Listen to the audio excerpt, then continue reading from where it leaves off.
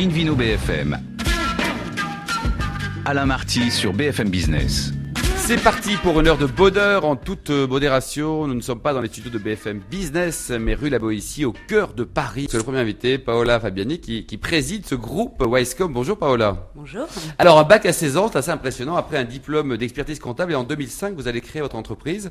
Le métier, racontez-nous un peu ce que vous faites. Alors Wisecom, c'est un centre d'appel nouvelle génération, donc le centre d'appel, mais avec un positionnement très atypique, puisque le centre d'appel est basé dans le 8e, rue de La Boétie, justement. Ah oui, vous êtes les voisins, de la manufacture qui nous invite aujourd'hui. Alors ça veut dire quoi? C'est un plus pour les clients d'être situé à Paris intramuros, c'est pas forcément à Casablanca? C'est un plus, en tout cas c'est un autre positionnement et une autre valeur. Effectivement, ça apporte d'une part la proximité avec les clients, mais aussi tout un nombre d'avantages sur le recrutement, la qualité des ressources et tout un management qui va autour et qui est très différent de ce qu'on imagine du centre d'appel traditionnel. Alors les gens se disent, ils travaillent dans Paris, dans les beaux quartiers, ça va être bien plus cher que les autres, Paola. Est-ce que c'est vrai? Eh ben, ça a été un peu l'idée de base de Wisecom, c'est de prouver qu'au final, donc l'idée de dire un défi humain à Paris Business, c'est-à-dire que prouver qu'au final, en étant dans le 8e rue de la Boétie, on pouvait être compétitif vis-à-vis de la France, la province et le offshore. D'accord, donc les clients satisfaits et heureux depuis 6 ans, depuis la création de l'entreprise? J'espère, je crois, ils sont encore là. On a un taux de satisfaction client très élevé. On a une forte croissance annuelle et on vient de prendre un second site pour avoir 1200 mètres carrés rue de la Boétie maintenant. Oh, c'est fou ça. Alors les plus, indépendamment d'être localisés au cœur de Paris, donc les plus de votre société? Alors un contre-pied total par rapport au côté robotique, robotisation, discours systématique des téléconseillers.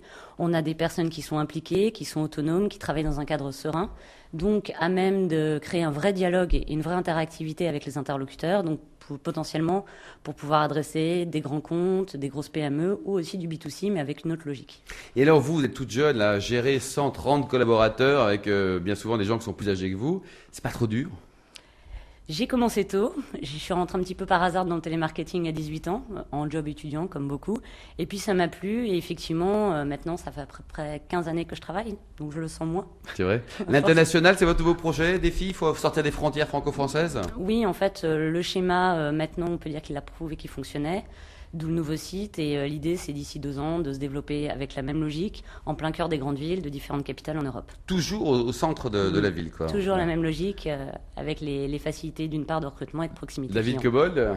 Alors, est-ce qu'il vous est permis de donner quelques noms de clients? Parce que moi, je suis souvent très agacé par des sociétés de télé-réponse et j'aimerais bien connaître les boîtes qui utilisent vos services. Parce qu'à mon avis, on pourrait peut-être discuter avec les gens au bout du fil au lieu d'entendre des bêtises. Ah, attention, si c'est pas confidentiel, pourquoi pas? Oui, quelques noms.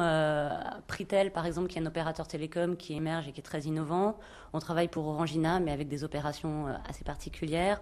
On travaille avec des grands acteurs de l'énergie que je ne peux pas citer. On travaille aussi dans la banque, la finance, l'assurance et différents secteurs. L'high-tech, l'IT, Colt, Completel, des opérateurs télécoms dédiés B2B. Ouais, c'est génial de faire confiance. Combien de chiffre d'affaires aujourd'hui, Paola Fabiani? On est sur un trend à 6-7 millions d'euros sur 2011. Une jeune boîte et donc 130 collaborateurs, c'est ça quoi? C'est ça. Merci beaucoup Paola Fabiani. Bon vent pour votre dynamique société. On vous attend pour voir comment vous allez continuer à grandir, à récupérer plein de clients. BFM est maintenant terminé. Pour en savoir plus, rendez-vous sur notre site www.bfmbusiness.com.